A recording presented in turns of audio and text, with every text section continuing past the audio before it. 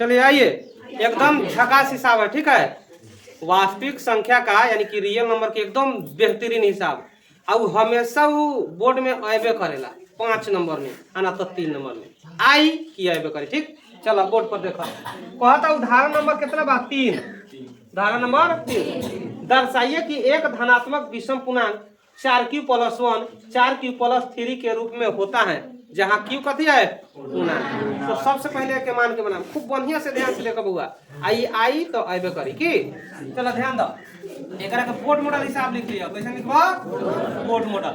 अब यहाँ से हम लिखे तनी माना कि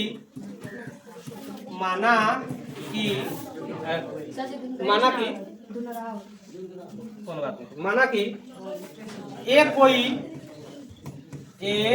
कोई धनात्मक विषम पूर्णांक है। ये कोई धनात्मक विषम पूर्णांक है। कैसा पूर्णांक है वो, धनात्मक विषम पूर्णांक है। अब हम b बराबर कितना मानम, कितना के रूप में देले बा, यहाँ 4 के रूप में देले बा। कितना के रूप में देले बा, 4 के रूप में। तो b बराबर हम कितना मानम 4, जहाँ 3 देले रही वहाँ 3, जहाँ 6 देले रही वहाँ 6, माने जैसा देले रहे उतना ही हम b के मानम हम की। ओकरा बाद में इतना हम मान लेनी। अब ओकरा बाद में आगे कथी कही था, अब वैल्यू रखम r के, तो r बराबर कितना हो जाए बउआ जी, पहले 0 रखियो, तब ओकरा बाद में कितना रखबो 1 रखियो, 2 3, यानी कि डॉट डॉट बढ़ते की। अब हम मान रखे तनी, मान यहाँ रखम यदि r बराबर 0 हो तो, r बराबर 0 हो तो यूक्लिड विभाजन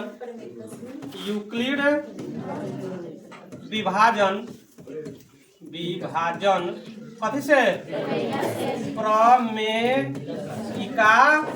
से। यूक्लिड विभाजन प्रमेयिका से, यानी कि a बराबर होखले bq प्लस यह होखले हो भाज्य बराबर भाज्य गुने भागफल जोड़, यह तो है यूक्लिड विभाजन प्रमेयिका चाहे एल्गोरिथम की। अब देखो, अब इमे का करे के बा, हमरा इमे कुछ नहीं के करे के। अब इमे का करम, b के जगह पर कितना रखम 4, आ q आ प्लस कितना r के जगह 0, पहले हम 0 बोले बानी। अभी कितना हो जाए 4q, जोड़ा जाए कितना हो जाए 4। अब देखो फिर यदि r बराबर हम कितना मानम 1, पहले 0 मानिए अब 1 मान, तो फिर यूक्लिड विभाजन परिमेयका से कथी से यूक्लिड विभाजन, यानी कि a बराबर फिर फार्मूला हो जाए bq प्लस r, तो 4q आ प्लस कितना हो जाए बुआ 1, अगर कितना हो गए 4q प्लस 1। अब इहवा से थोड़ा देख लो, फिर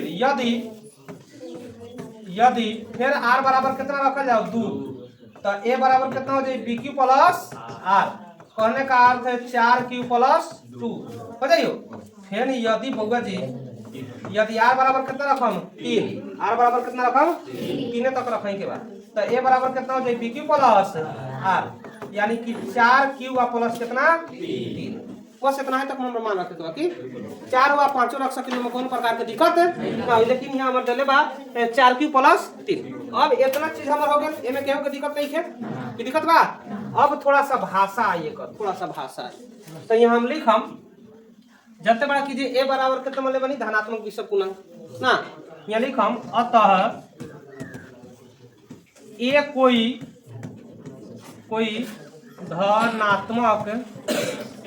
कोई धनात्मक विषम पूर्णांक है। विषम पूर्णांक a कोई धनात्मक विषम पूर्णांक है ना, कौन पूर्णांक है विषम पूर्णांक। यहाँ लिखम 2q या 2q प्लस कितना बा 2 एक सम धनात्मक कथी है पूर्णांक है। ये तो सम धनात्मक पूर्णांक है। कौन पूर्णांक है, सम धनात्मक। जबकि कितना बटे 4q के रूप में, 4q के रूप में बटे 4q लिखाई, यानी कि 4q या 4q प्लस 2 लगे 4q प्लस 2। अब यहाँ आ जाए जबकि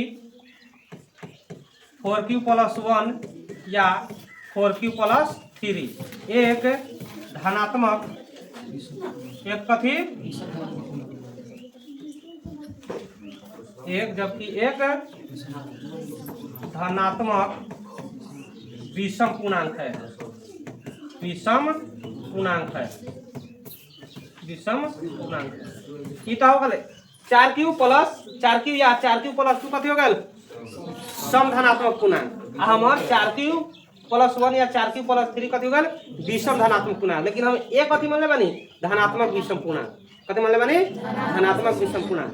तो हम यहाँ लिखम कि यहाँ लिखम 4q प्लस 1 या 4q प्लस 3 विषम विषम धनात्मक